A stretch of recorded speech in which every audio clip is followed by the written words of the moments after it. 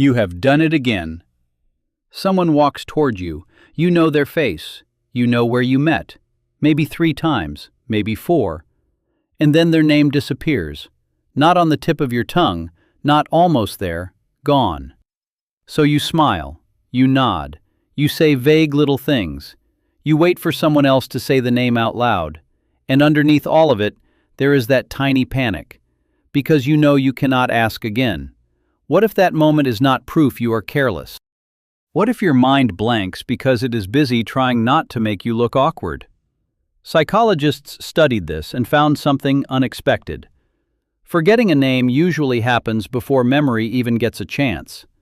Your mind does not calmly receive a person's name, put it in a file, and retrieve it later. That is not how attention works. In real life, your mind is doing too much. It is reading a face. It is checking the tone. It is noticing whether you seem normal. It is preparing your next sentence. And somewhere inside that traffic, someone says, "I'm Jordan." The sound arrives, but it does not land. That is the strange part. You may remember the person. You may remember the conversation. You may even remember how they made you feel. But the name disappears because names are one of the weakest pieces of social information your mind receives. Picture this. You are at a small party. Someone is introduced to you near the kitchen counter. They say, "Hi, I'm Jordan." 10 minutes later, you remember their black hoodie. You remember they work in marketing. You remember they have a rescue dog. You remember their laugh. But Jordan is gone. That feels strange until you understand how meaning works in memory.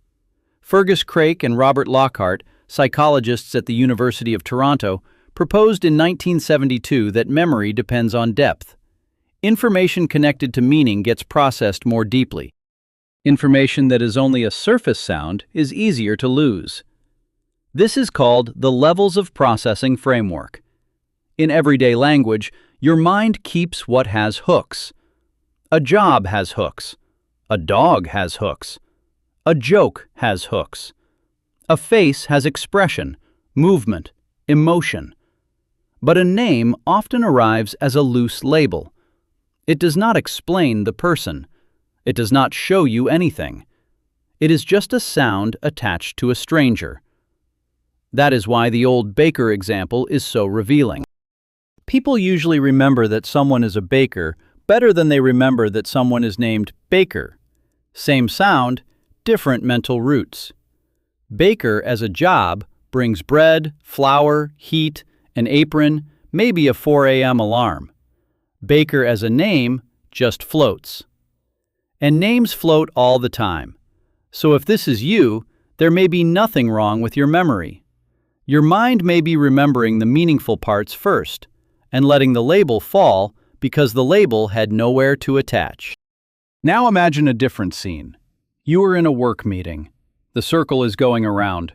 Everyone is introducing themselves. You are 3 people away. Someone says her name. You hear it, but your mind is already rehearsing. What are you going to say? Will your voice sound weird? Should you mention your role? Are you smiling too much? By the time it is your turn, her name never had a chance. Alan Badley, a psychologist at the University of York, spent decades studying working memory. His model describes the mind as a limited workspace, not a giant storage room, more like a small desk. And when that desk is covered with social calculations, there is not much space left for a new name. This becomes even clearer with the next-in-line effect. Mark Brenner, a psychologist at Brandeis University, studied how people remember information when they are waiting for their turn. He found that people often remember what others said less clearly right before they have to speak. Not because they do not care, because their attention has moved. It is already in the future. It is preparing, editing, protecting, checking for embarrassment. That is why names vanish in the most ordinary social moments. You are not only meeting someone, you are also managing yourself. You are deciding where to look. You are choosing your words. You are trying not to interrupt. You are trying not to seem cold. And the more pressure you feel to do the moment correctly, the easier it becomes to miss the simplest part: the name. If this is you, the issue may not be memory. It may be attention under social pressure. You cannot store what your mind was not fully present to receive. Then there is the strangest version. You see someone at the grocery store. Your body recognizes them first. You know their energy. You know the conversation you had. You know where you were standing. But the name will not come. It is close enough to bother you, not close enough to say.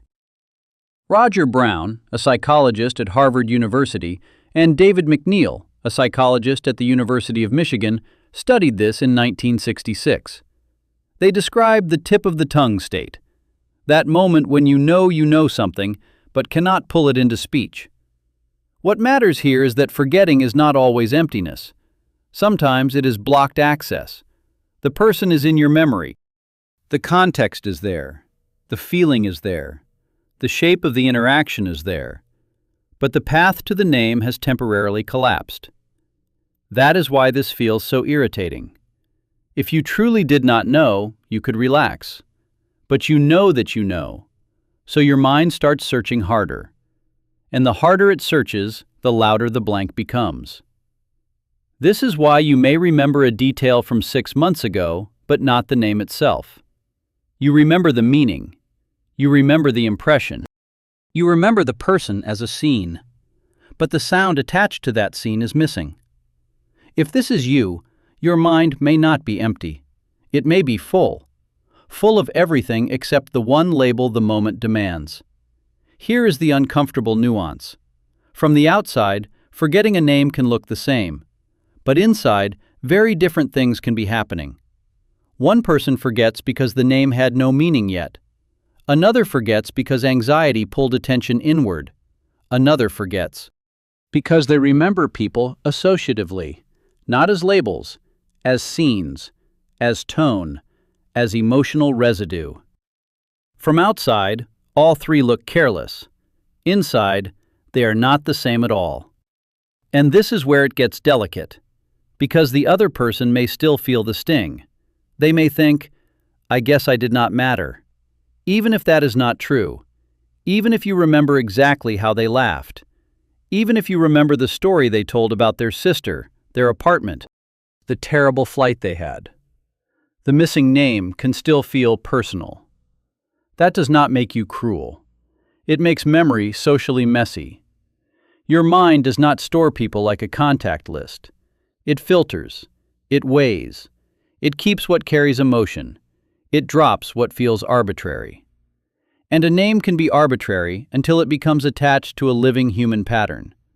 So the deeper question is not, why am I so bad with names? The deeper question is, what was your mind doing? In the moment the name appeared? Was it open? Was it anxious? Was it performing?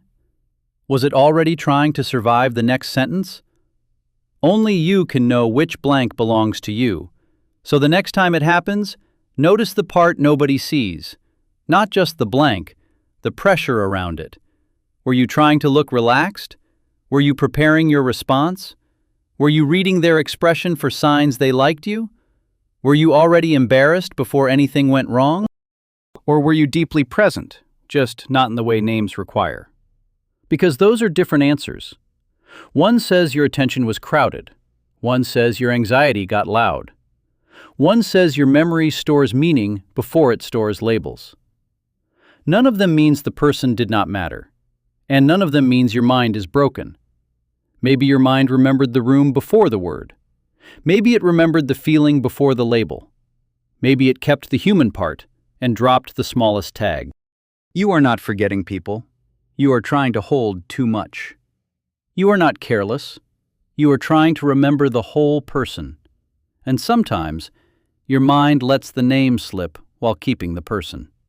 If this describes you, leave one word below: blank, pressure, or meaning.